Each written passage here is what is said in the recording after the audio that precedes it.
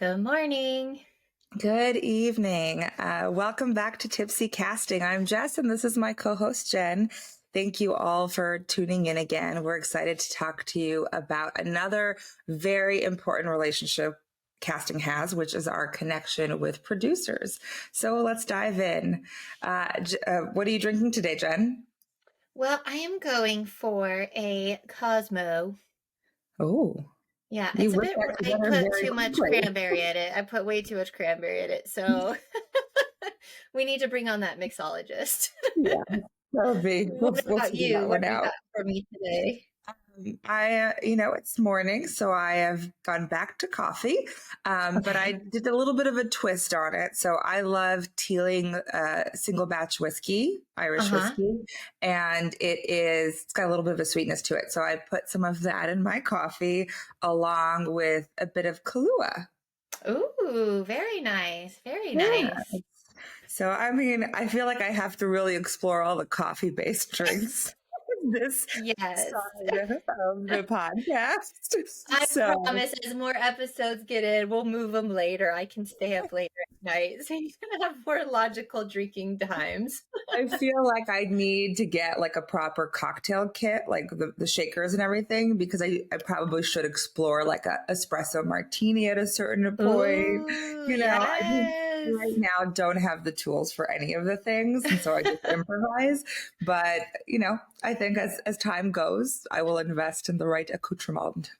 Yeah, I agree. As you know, I'm sure listeners won't know, but I haven't moved into a flat yet here in London. So as soon as I get into my place next week and I get a bar set up, I could actually do a little bit more with my stuff. But Yeah. yeah, it's been like picking and choosing and trying to find things that work. So You put that drink together very quickly, so I'm I impressed. know. I just look how pink it is, or it's like so red. It's like, I don't know. I haven't even tried it yet. Oh my goodness, that's funny. Also, Oh, just good. something to spotlight. So we have our YouTube channel now. So if people listening are interested in also seeing us while we talk, you can subscribe. Please subscribe. We would love that. And our Yeah. website is up. If you, I don't know if you having trouble accessing the podcast, but if you're listening, you probably don't. It's all available on our website. So check us out there.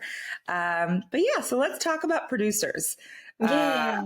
I think, it's such an important relationship for us to have. And I think the best way to do it is to maybe start with, is there a particular experience that you had that stands out as being a favorite or a really positive experience?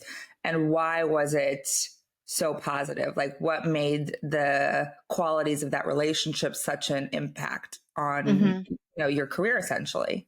Yeah. Yeah. I have one producer that I absolutely adore, and I'm hoping he'll come on the podcast at some point. But it was early on when I first started my own company, and I was given a script for a movie called Alice that was premiered at Sundance last year. And when I first got brought on, it was being co-prod between two different production companies. But ultimately ended up one of the companies dropped out, and it ended up being with this amazing producer, Peter Lawson at Steel Springs Pictures. And Peter and it was one of those things where I remember going into the initial meeting with like my casting ideas ready to go, and and I was so passionate about the script because I had read the script about a month prior, and it took a while for them to get on and get going and stuff with it. And it was a script that I had no financing at the time, and so it was like really from the ground up. And I went in with my ideas, and I just remember sitting in that meeting, and he was doing that thing where I was talking, and he was just like, and I was like, oh, I think he's on the same page. Like I feel like my ideas are really clicking with him. And it ended up being because Alice ended up being one of our COVID movies because it took probably a year to get our two leads attached. And then, and through that whole time, it was such a lovely experience because I felt like a very mutual respect between the two of us.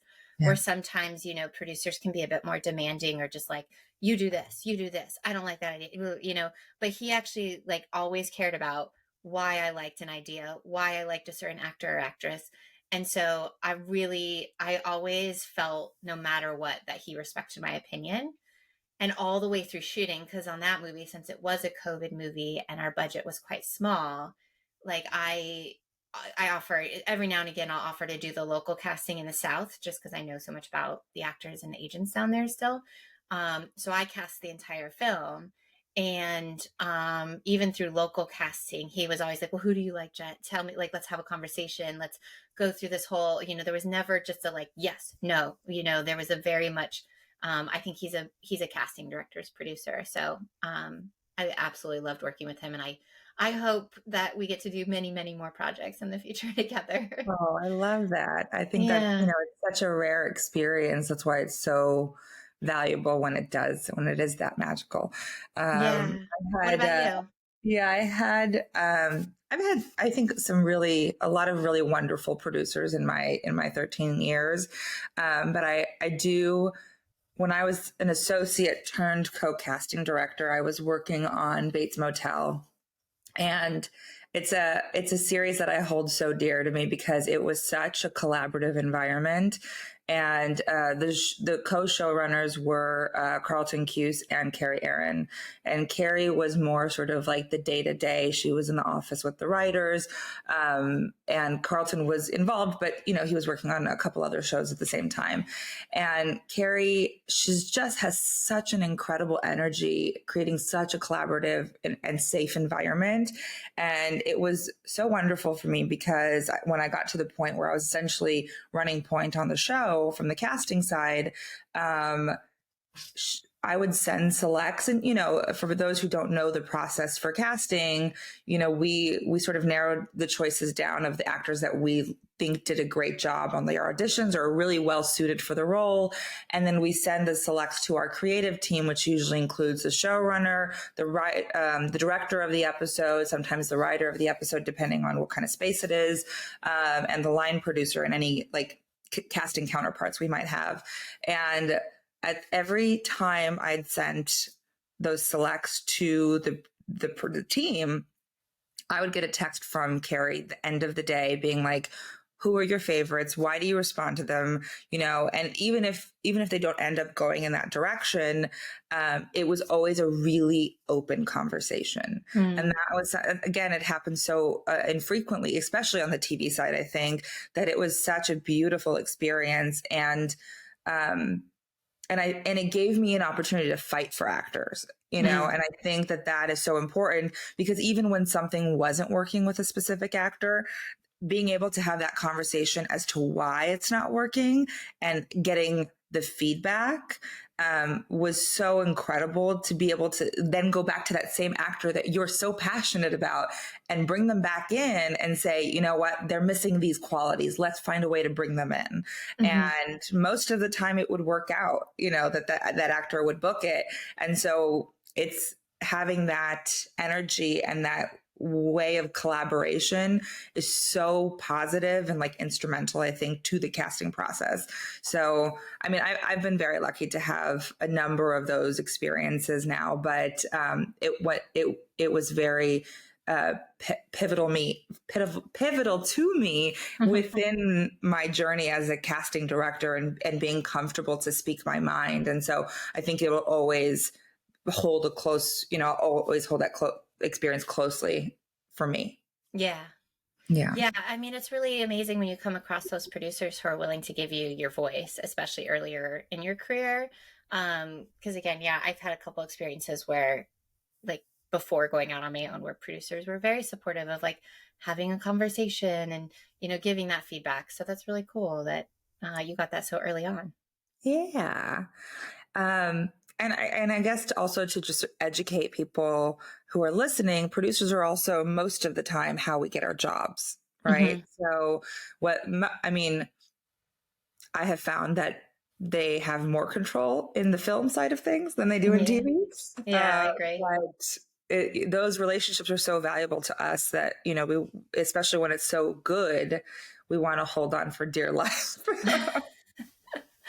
Yeah, I mean, honestly, I agree, especially in the indie space. I think producers are always the first to really jump on board and get us our jobs and, reach out. And uh, again, it's like so invaluable to us because I know you and I both kind of work in the indie space right now. And having those producers who actually are, one, willing to take a shot on you, being on the newer side of things, but also that are, even though you are younger, newer, like they're willing to like have these conversation and have the respect of like, oh, she's worked really hard to Mhm. form these opinions and know these people and know what, what's happening out in the universe. Yeah. And I think, I'm just sitting here trying to think of like just more experiences of really supportive producers, and I think it doesn't just, um, it hasn't just happened on the indie side. I think when I was working on The Force Awakens, we had two great producers. We had Brian Burke and Tommy Harper, and Tommy was like the boots on the ground, and Brian was within Bad Robot at the time.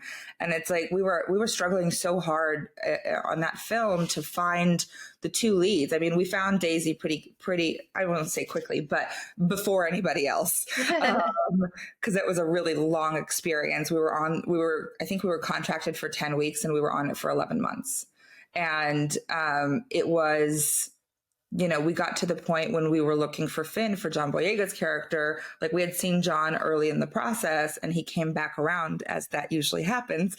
But it was one of those things where like Brian called us like every day being like, how can I help? What do you need?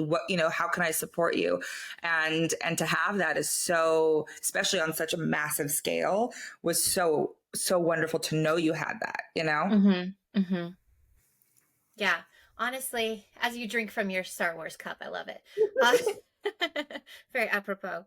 Um, yes, I think it's something where, again, I think that it can span a bunch of different, you can have your good, your bad, your ugly, but it also spans like, I think it's one of the longest relationships that casting has is with producers, in terms of like the span of a project, because even as much as directors are involved, sometimes you don't have a director who is that involved, and it's usually the producer kind of pushing, or even after you start shooting and you're still casting some certain things, it's the producer who's usually kind of pushing that ball along with you.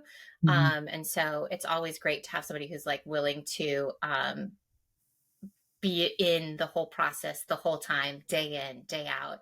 Because I know, again, producers do everything. They watch over every head of department. So like they can easily put casting off. They're like, oh, I got to do this meeting. I got to deal with this. And in my experience, I've gotten lucky as well, where I've had quite a few lovely experiences with producers who literally call me every day, and even if they don't need to. No. That's the funny thing though. Like I'm sure you have a version of this too, but when you finish a project or you're getting close to the end, there's a little bit of a withdrawal experience Yeah. of like certain relationships. I'm like, well, I'm Yeah, not going to text with these directors every day. I'm not going to text I with the producer every know. day. What's going to happen? I know. And I think it's so funny because we joke that casting's the first on, first off, first forgotten. And so it's funny because when they get on set and like producers will text me, it doesn't happen often, but sometimes producers will text me and be like, oh, so and so's on set today and they're doing great, or things are going wonderful. And I'm like, thank you for the update. Like we never hear. And it's just it's fascinating to me because I think that like for them to like look at whatever's happening on set and think back to 2 months prior to when we were sitting in sessions or discussing a certain character and why they were right, and then remember and be like, thanks Jen, thanks Jess. They're really killing it today. I mean, it doesn't happen very often, but there have been many times where I have like been done casting something and they go on to shoot, and I'm like, oh, I feel like a hole is missing in my heart. Like, because I talk to you all the time and you put so much of yourself in it. And then it's literally like the last deal is done and you're done. You're cut off. No more, no more Yeah. information, nothing. Yeah. It's like you need a little bit of a therapy session at the end of Yeah. a project. Like, You go in recovery mode or celebration, one of the two. Yeah, yeah. And I mean, right now it's kind of funny because, like, so I have a music biopic that's been in the works for about 3 years now, thanks COVID. Oh, And it's been a slog because when I first came on, it was an indie. So we fully cast the indie and we oh, had the two producers on it. And then we had a little bit break when COVID first hit. And then when that happened, they set it up at a studio. So the studio came back and said, well, we want movie star names. We don't want indie names. So we ended up having to go back and recast it. And so literally, I will say at least for the last 14 months, uh, we're like pretty much in May right now. This one producer who is an Oscar winning producer, he's an amazing producer, he's been around the block forever, and I adore him, calls me every day. And like every day. And we're yeah. not even actively casting, it is consulting. And he is also like, he loves to chat, he's not a texter. And so we'll like talk about his grandchildren and all this stuff. Yeah. And so we finally got to a point where because I would say for like the first year of that, we had a director attached but not involved. And so it was him and I. And it was like so much. He would come to me for every casting. We would talk through every little point. We would talk about the script, about the director. Like we were trying to find out what we needed to either alter or fix or push as like a selling point to actors to get somebody attached. And I mean, it got to the point where it's kind of a joke amongst my friends because everyone sees his name pop up on my phone and they'll be like, "Oh, go ahead, Jed. You got to talk to. It's your daily call." Because every day he calls, and then so we just brought on a new director who's a bit more involved and a bit more excited about the project, and they were doing a rewrite on the script. So he called me. He's like, "Okay, we're gonna not make any more offers while we do this like script rework." And I didn't hear from him for like 2.5, 3 weeks, and I was like, I feel messy. Like I was like, as much as sometimes I get annoyed by those daily phone calls, I was like, I'm like, is something going on? Is something wrong? Why hasn't he called me? Even though I I know they're wonder what rewriting the he's script. up to. So I did. I called him one time, and he was like, "Hi, Jen," and he's like, "What's up?" And I was like, "I don't know. We don't talk every day anymore. Do you not like me anymore?" And he's like, "No, we're rewriting the script." Oh my God, that's so funny. Yeah. Oh, the little things. But you did hit on something I do want to talk about because I think people don't realize what a role we play in sort of the packaging element of like really strategizing when we make Mm-hmm. offers. But like, that's the thing. When a project comes to me, I can't sign on to it unless I am all in because I have to be able to sell it to agents and managers, right? Yeah.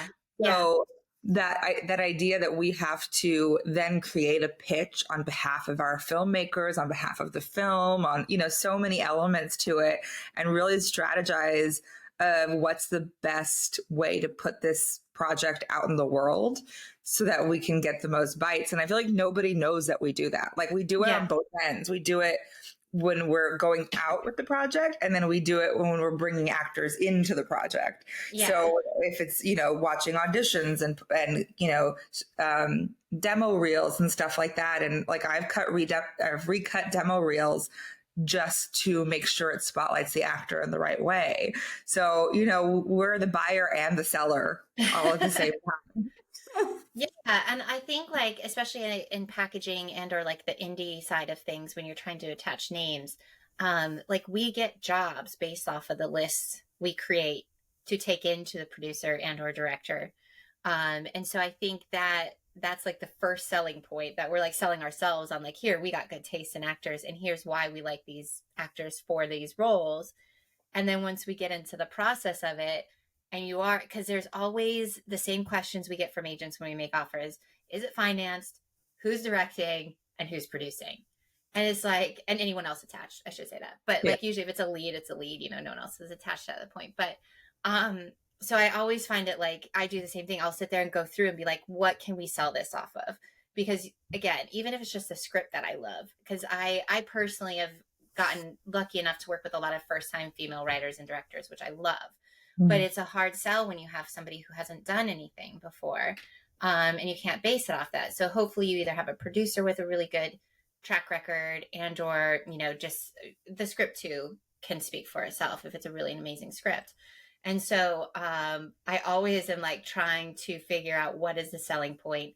And then in some cases, because I feel like very passionate about some of my scripts, but you get like 10 passes and it mentally screws with producers' minds, I think, because they're like, well, what's wrong?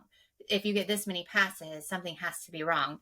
And it can be how much money you're offering, how much, that you're just offering to like the wrong actors at the wrong time. Maybe they're, going through something personal or have too much on their plate that they can't even read it.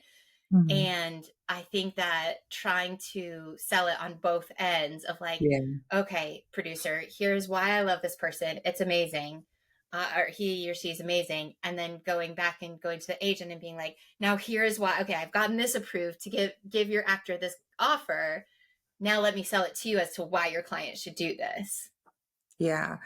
It's a very unique process because I feel like there are so many elements by the time somebody on the producer, like on our creative team, decides that yes, okay, go for it. There's so many things that have had to happen. They've had to take that name and put it up the flagpole and see, does that person have the kind of value that they're looking for?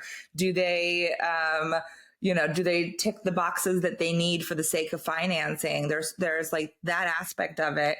And then the creative aspect, does the director see it, Mm-hmm. and also, I mean, I'm sure you work in the same capacity of when you're sort of going through the list, you have a sense of who's interested in what, right? Mm-hmm. Like, is someone known for being sort of more financially focused versus material driven? Does someone actually, does the actor actively look at independent film? Are they willing to take chances on up and coming filmmakers? So those are all elements that we have to be aware of when we're going through our process. And then once we sort of narrow things down to like the top 5, 10 actors that they're creatively inspired by, then you have to have the reality check conversations.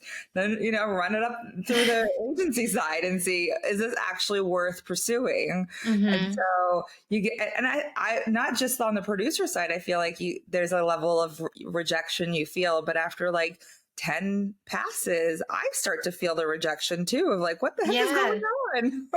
Yeah, and it's so funny because, it kind of touches back on one of our past podcasts where like actors always want feedback. When we get passes, the one question I always get from my producers is, well, why? Can you find out why they didn't like it? Was it script? Was it the director? Was it me? Is it you? Like, like, what is it? Is it the Yeah. character? Like, and it's like right now trying to get feedback onto why somebody passed. Because the most common response I hope you agree with me is, they just didn't connect to the character. Yeah.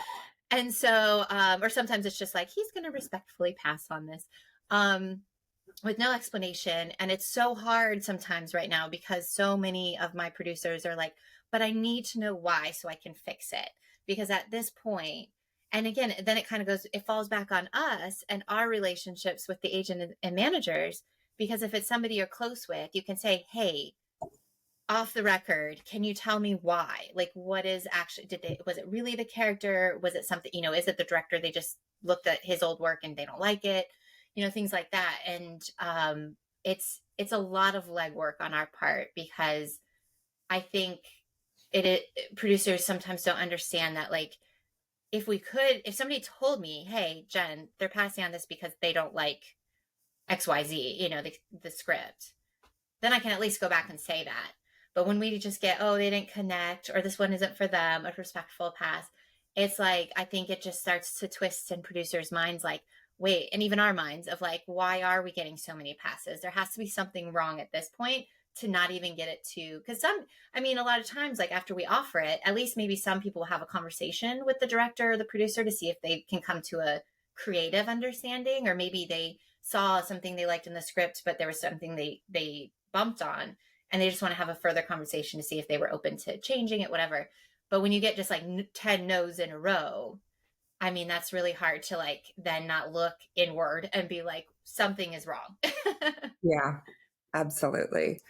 I think, yeah, it's a really hard process. And that's why indie filmmaking takes so long. I Mm-hmm. think, I'm always fascinated about sort of the accolades that are given in the casting community of like the studio films and that sort of thing, because it's, you know, when you have a studio behind a project, you have a budget, like a significant budget, and usually the director is the draw, I would Hmm. imagine, on Yeah. top of it being a studio project and their money being behind it, you know. Yeah.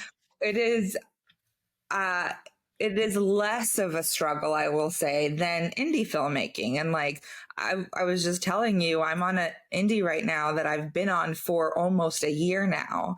And it's pushed several times because we haven't been able to attach cast.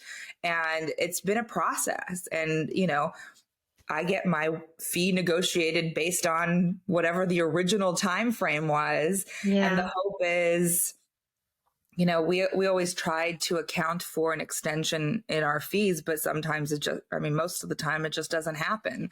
So the people that are, you know, that build the reputation on the kind of projects that they are attracted to as casting directors, I think that speaks a lot to representation, to the actors.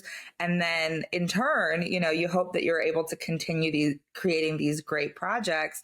But it's one of those things, and I think we talked about it in our previous episodes of it's a really difficult time right now because it's hard to get people to read scripts, even if you have a reputation for working with really talented filmmakers, with really, you know, on really incredible scripts. And so it's, I think, if an indie gets made at the end of the day and it gets into a festival, It's like, huge. that casting director should be celebrated to the nth degree.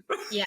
Yeah. And you know what's so funny is like you kind of touched on it there where you're like, we get one fee. So it's like usually it's based on a time period or amount of roles cast or something like that. And it is kind of funny because I do have some newer casting director friends who will do consulting for free, and it drives me insane because it's like, or they'll do it for a small fee and won't put in a casting contract in place for so then they can like get the leads attached and then these producers can walk off and take it to a different casting director if they want. And I've been fighting against it so much because I'm like, stop doing this. You're hurting our whole profession by doing it. But sometimes, like these indies, and I mean, I know COVID was a unique case, but there is the case where sometimes you can be on these indies for a year, 2 years, a little, you know, something like that. And I have one that is a phenomenal script, great director, but she's a first timer. But we have an amazing producer behind it and a production company.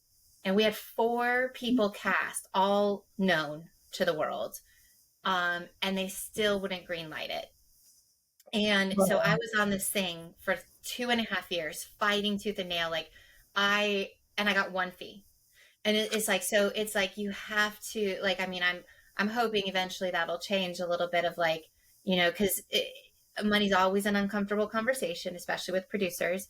But even if I like put my agent on it and I'm like, hey, can you call them and just say, hey, it's been a year. You gave her a couple grand last year. Can't we just like get her something else? Because it's like all these effort or offers take like time and effort. And it's like, I mean, a producer recently told me on a very small budget film I'm doing, he's like, well, can't you just throw that offer out? Like it's just like a 2-minute deal. And I'm like, this takes like 3 days to orchestrate. I'm sorry, like I can't just throw this out on a Thursday on a holiday weekend, you know, and get it out there. And then sometimes there's an unrealistic expectation on actors to read over like a weekend or, you know, and they're like, but it's a weekend. And I'm like, yeah, but they're shooting a project. They're probably method, you know, like, and they should get their weekends too, you know? They have lives. Yeah.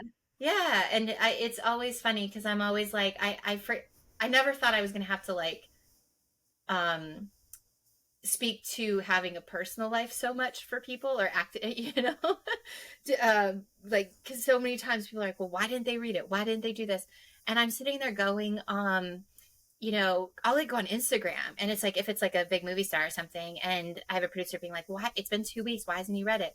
And I'll be like, well, he's on vacation with his 3 children in Thailand. Like, I mean, if I were on vacation in Thailand, I wouldn't read it, you know? And it's like, you're trying to like, and I think sometimes it comes off as like, we're trying to excuse actors for not reading in a certain time or whatever. But I also think, especially with the bigger names you get, the more they have going on. They have press events. And I remember, like, this is a great story. I went out to Miles Teller for a movie 3 days before Top Gun came out. Oh God. And it wasn't my fault. I kept telling them for the whole month of May last year, I was like, um, please, please, please, can we put this out? Like, he has this movie coming out. And again, nobody knew how it was going to do, because that was really like the big test of like, were people going to actually go back into theaters? And Mhm. so, but I kept saying, let's try to get him this offer before he goes. And then, of course, 3 days before, they're like, go ahead, Jen, send it. Like, because they get all excited. Like, this is going to, and I'm like, great, awesome. It's a holiday weekend and his movie comes out. And then it blows up into the number one movie in the world. And like, I'm seeing Miles at like every film festival, every like Grand Prix, like any PR event he can possibly go to. And I had one producer who was like, this is his job to read it. Like, why hasn't he, like, after 2 weeks? And I was like, I'm sitting here having to defend him and be like, if I had the number one movie in the world, I would be out partying, man. I'm not going to be sitting here being like, what script, I'm going to sit and read my scripts 12 hours a day on my 2 to 3 days. And also PR trips are really very draining, I think, for Yeah. actors. So I'm like, give him some grace. And it took him a while to get back to us, and he ultimately passed on our film. But our one producer, who's a bit less experienced, was so livid that it took him so long. And I was like, what do you expect? Like, Top Gun is everywhere right now. All the cast members are out promoting it, doing everything they can. Like, and I kind of had to validate it. Like, well, if this was our movie, wouldn't you want him doing that for you? Like,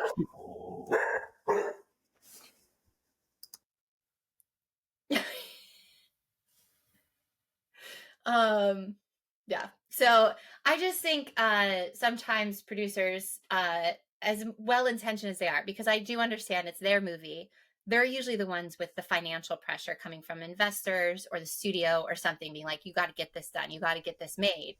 So I know they feel all that pressure. And sometimes it then tractions onto us, or defers onto us. And so, but it is sometimes hard, especially when you're going after a certain caliber of actor, to manage expectations. Yeah. But that's the thing. I mean, I think you did an excellent job. They were just sort of unrealistic, but like that's most of our job is managing expectations, Mm-hmm. and having those conversations with agents and managers being like, is this realistic? Will they open it if I give them an offer with this amount of money? Yeah. That sort of thing. Or how long before I send an offer out, I'll ask, like, are they a quick read? Do they turn it around? And getting it's sort of all about anticipating the questions before they come and Yeah. having sort of an arsenal of answers. But that's, it's a multitude of responsibility when we're casting, Yeah. especially these tinier movies that are not they're not studio supported. But also, I was just super jazzed to hear that this biopic that it went to a studio and you got to stay on, because I feel like Yeah. it's a rarity. Honestly, it's a different producer than I was talking about before, but he is been by my side. Like, he um has been so good about being like, I'm sticking with you. And I've been through the trenches of COVID, recasting this already once, almost twice. And like, again, when you have, and he's been very good to me in the sense of like, because on this one we had a director for a while who was very not in it.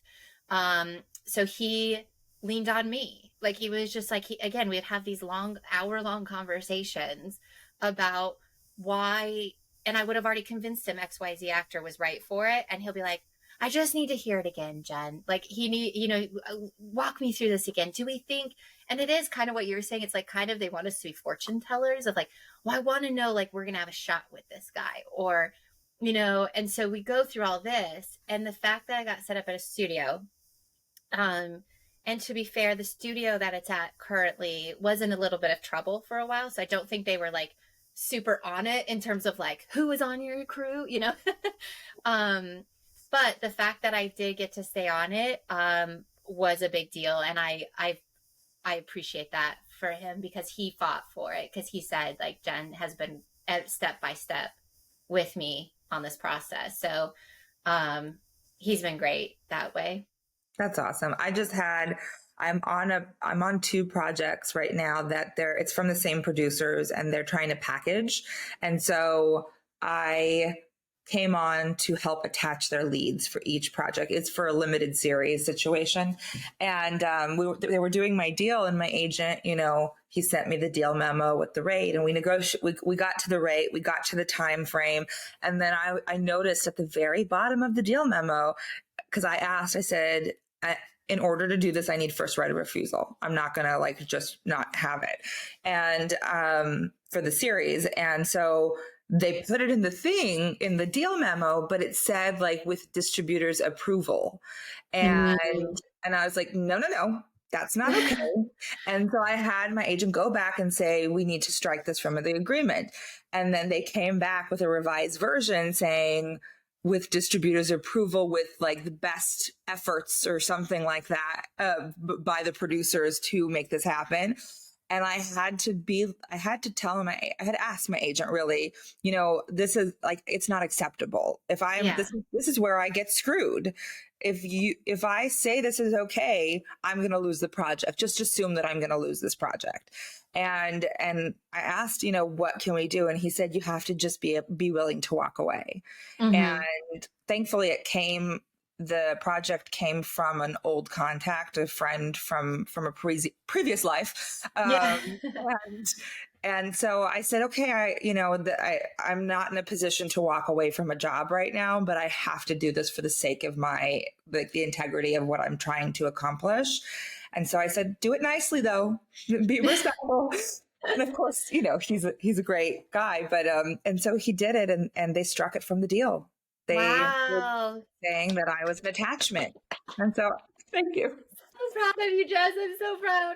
Because Yeah. so many people, I feel like that, we've touched on this before, but that's when casting directors walk away because they fear losing the job. So they're unwilling to push to secure their positions. And again, I have a friend of mine who I know won't care if I tell his story, but he came onto this movie that I actually knew about. I've worked with the producer before, and he had talked to me about it. And I said, be careful of this one. He's a bit iffy. He tries to get away with shit. And so I said, make sure you have a deal in place, and make sure that a consulting deal, and then also a casting deal tied to it, so that if you get the movie financed off your list and your work, you then get the movie. And he was like, okay, Jen, okay. Well, then he kind of lied to me, and he only got a consulting deal. He never tied it, because this producer told him, which he had tried to do with me at one point. He was like, oh yeah, you have my word that if you get all this, if you get a cast and we get this finance, of course you'll be our casting director. And it's one of those things where, again, it's a very awkward conversation, because you're like, well, you can't be rude because you're working with him. You're then working together, and you don't want it to be like, well, I don't believe you. I need it in writing. I need a contract. Yeah. But so what happened was he worked for probably, and he did not get a consulting fee. He was like, I'll do it for free based off, yeah, based off this agreement. And so he gave lists, made offers, whatever. And cut to, they get their two leads cast, get it financed. He did not even get a meeting with the director. And so somebody, who I won't say who ended up getting on, but they took all his work and went to somebody else, and he was livid. And I was like, you have every right to be upset. However, this is why we put consulting deals with active casting deals together. It has to be a first right of refusal issue, because we have to protect ourselves. And we also, I feel like, have to put into effect a consulting issue, because sometimes producers will try to get away with saying we'll pay you a few $1,000s to consult, but then again, there's no time. So you could be consulting on this thing for 10 years for probably a cent a day if you break it down at the end of the day. And so it's like, well, what's the point of that? We work so hard and pull all our relationships for something when you're not even willing to then give you for first right of refusal. That seems crazy to me. Yes. If there are any young casting directors listening to our podcast, what I've started to do, I don't even separate the consulting. I create a step deal, and so it's the full fee on the film, and it's just contingent if it gets greenlit. So the first phase is a consulting phase with X amount of dollars, but the entirety, the project itself, I have an end date. Yeah. So, I have a track record of not abandoning a project, but it protects me at the end of the day, Yeah. So I think that if anyone's listening who's having trouble negotiating their contracts, think Yeah. about Drop drop us a DM. We'll encourage you. yeah. We're happy. I think that's the thing that we all like, all of my, of the generation or just not of the generation. We're trying to have like the future of casting have more pay transparency and having an open door of communicating with other casting directors to get guidance. Yeah. So yeah, we're here for you. If you need it, we're here. Yeah. I mean, it goes back to my wine of the week last week because it Right. was literally, if I didn't have a relationship with this other casting director, I would have never found out I was being mispaid. And it's like, if we could just call each other up and say, hey, how much did you get paid on this? Or like, is this I saw you worked with this producer. How did he, treat you on this? I think it'd be amazing because like, there is something where, again, if a producer wanted to go hire somebody else, I think, I would, and I loved working with them. I would always be like, oh, he treated me fairly. He treated, his deal process was great. Like he understood. Because again, it's at the end of the day, it's a negotiation. So, I mean, they're still trying to save money. Mhm. So I respect that. I respect that of the process. But I also, my biggest phrase I tell people, especially in the casting world, is it's like, know your value. Like your time has value. Your knowledge is valuable.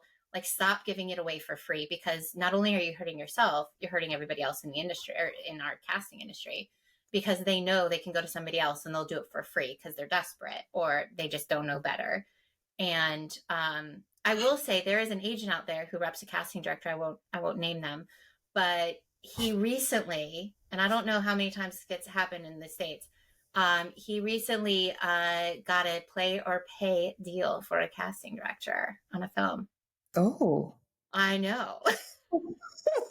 So like no matter what, whether it goes or not, she's getting her whole fee. Like it's set in stone. And I was like, I literally was just like in awe when I found this out. And I was like, can you be everyone's agent? Because the fact that you got this and now it's a standard, like for this person, it's a Precedent. standard. Yeah.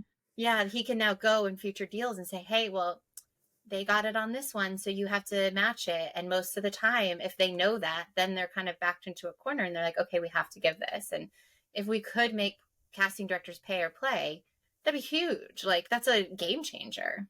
Yeah. That's amazing. Yeah. Yeah. Man, that is a slog. Yeah. Yeah. Oh But again, man. I don't think people understand. Like, it's just pulling down this curtain of like, because I do think sometimes people think it's as easy as, calling CAA and being like, hey, does, Anna Taylor Joy want to do this? And here's the offer. Great, we're done. She's in. That's what they think it is. And it's like, Yeah. no, it's taken 5 million. That's why I always find it funny, especially when you see like actors on late night TV where they're like, well, I was offered this, but I turned it down, or this or that, like there's all these stories about how they passed or sliding door situations. And half the time I'm like, but that may have happened. You may have passed. Mhm. However, your agent could have like slipped it in for somebody else or like, Yeah. push somebody else because they knew you would never do it. Things like that. And it's like, and then we had to get our whole team on board to get this actress in, or, it's so much legwork and so much fortune telling that because we have to know what every actor wants to do, how much they cost. Like every time I do a deal, the majority of the time the producer's like, well, what should we offer them? And I'm like, oh my gosh, now I have to know how much they get paid. Like, Yeah. And I mean, now this is a unique environment right now because as of a few years ago in LA and New York, you can't ask for quotes anymore. yeah, Right. So it's either like the agent makes up some beautiful number for them and we have yeah, no understanding if it's real or not because we yeah, can't. Because before, in a world when we were casting at least TV for sure, we would mm-hmm. ask the agent for a quote. And then we would go before the actor would test, we would have to confirm the quote with the studio and the network. Yeah, And so we knew legitimately that this person got paid. yeah, Right. yeah, So we can't do that anymore. And either it's come to, I've seen two versions of this where the studio will then ultra lowball the actor, or the agent will be like, they made $1 bajillion on the last thing. Try to match it. Yeah, yeah. Or they do this thing where it's like they have an indie that did really well, and now this is like the new it guy or it girl, and then they're like, they probably made scale or something crazy, or like 20 grand. But now that because they're in this like new they're like only a million. Oh, it's a million plus, you know? And you're like, but really, like they did one movie and did well. Like, how can we bank our, and that's where a really good, you know, relationship with your producer helps, because it's something where it's a back and forth, because sometimes the producer's like, well, they did just star in this like Oscar winning, you know, movie, Yeah. but that's their first credit. So should we offer 500,000, 600, 2 million? And you Yeah. kind of come to this agreement, because I mean, I love a good negotiation. I love a good fight. I'm a huge fan of it. I don't mind it. So I'm always like, let's save money, but also like be fair to the actor. And so I have one producer at the moment who loves to go high. He loves to, he's like, they're worth it. And I'm like, but let's Oh. remember what the budget of our movie is. Like And you that's see them at the end of the day, really. exactly. And I think sometimes because we're on so early in the movie, there is all this money. You have the whole budget. And so you're thinking, well, yeah, I can pay a little bit more because I'll pull it from something else. But then, you know, 6 months down the road, when you're halfway into shooting and you're out of money, you're just like, well, shit, I wish I had that 100,000, you know, right now to get a cool visual effects thing or something like that. Yeah. Or just pay for post. Yeah. Yeah. Yeah. So, I mean, it's like we have these conversations because then it also falls on us to know what's not insulting. Because Yeah. I've had offers go out where the agents are like, that's insulting, Jen. No, absolutely not. And then you know it's not even going further than that one day. And then, and again, kind of going back to something we talked about earlier, is when people pass, like bigger names pass on things, sometimes it can be the money. And so it's like, then we have to go have that conversation with the agent and say, well, if we up it $200,000 or 50,000, whatever your budget is, would that help? And because I've had on like very small movies where it was like maybe under 2 million, I've had agents be like, if you just come up like 5 grand, they'll probably do it. Just so you know, like at this, they're not going to scale, but if you can bump it up to double scale or give an extra 5, 10 grand, they'll probably do it. And I'm like, okay, well, that's again, then you have to go back to your producer and say, that's up to you, man. That's your budget. I know what I was told was our budget. So it's up to you whether or not you want to try to find that extra money somewhere to get this person. Yeah. And what it's worth to at the end of the day, when it's like, is it the marquee name, or is, whatever it is going to be. Yeah. Mm-hmm. It's an interesting space to work in, for sure. And I Yeah. think it's like the Wild West, and anything goes. If you can make it happen, if you can make it work, we'll figure Yeah. it out. And I think it's, a big part of that is like, is the actor really interested in the material? Are they super passionate about it? Do we make them an executive producer on the film or the show, Mm, or, whatever? How creative can we get to get somebody hooked in? yeah. Yeah. And I actually had that happen on a movie during COVID. That it was the lowest budget I think I've ever done is $300,000 film, which is like bare bones. And so, and I like to be an honest casting. It's funny because I think sometimes agents think I'm lying for some reason, because I'll say, here's what we have. This is how much money, like I'll put it on the breakdown, on the appointments. I'll be like, we have scale. We have this, we have X amount of money. That's it. But then they always come back and try to negotiate more. And I'm like, I wasn't lying. That's why I put it out there.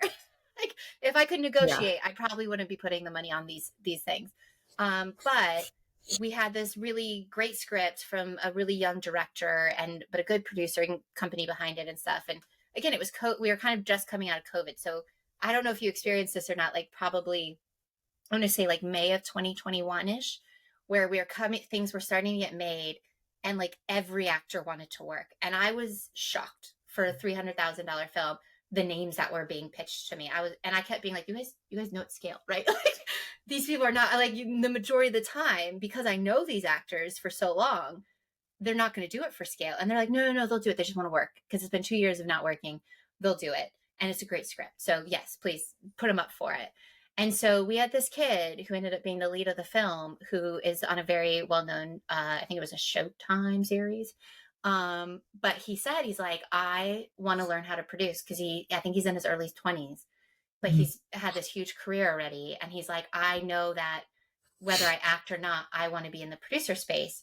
And so they came back and they said, he'll do it if you let him be an active, how did we say it? An active producer with no creative approval. Oh, So he couldn't like nix our ideas. He couldn't say no to that costume, or so he yeah. couldn't like creatively nix anything. But he wanted to be on the phone calls. He wanted to like listen to the processes. He wanted to be on the tech scouts so that he could learn how to be a producer. And so we ended up getting this really great, well-known name for Hmm. scale because we let him learn, you know? That's amazing. Yeah. I love that. That's really cool. Mm-hmm. Um, Man, I feel like we could talk about this all day. I am excited. So in the coming weeks, we have some really cool producers coming on board. We'll share one. The other one we're still waiting to hear from. But a dear friend of mine, Bridget Munoz Leibowitz, is going to come be our showrunner perspective. She was a writer. She was on Brooklyn Nine-Nine. I mean, she's got an incredible resume, and I think she's going to shed a little light for us on the looming writer's strike and what the writers are fighting for, what it means for the industry as a whole, and just her experience as a showrunner as it relates to casting and everything else, I think. And then we're hopeful to get somebody to announce somebody that is going to be like the studio and indie producer. So yeah, I'm really excited for the coming weeks to be able to shed a little bit more light on that relationship and the experience that is part of it, you know? Yeah. Yeah. Same. I think it's going to be really fun to kind of hear all these different perspectives. And I think, again, I don't know her, you know her. So Yeah. I'm really excited to kind of hear that side of it, because, while I work with showrunners, I've never like actually worked in their office or with that, like, because Yeah. producers, we have such a hands-on relationship with that sometimes showrunners, they're there and we have to get approval and we chat to them, but we don't have like as much of a comprehensive relationship with them. Yeah. I hope you all tune in the coming weeks and enjoy the conversation that is going to be. Yeah. All right. We'll see you next week. Cheers. Cheers. If you love listening as much as we love sharing, click subscribe on our YouTube channel or find us on Apple Podcasts or Spotify. Thanks for listening.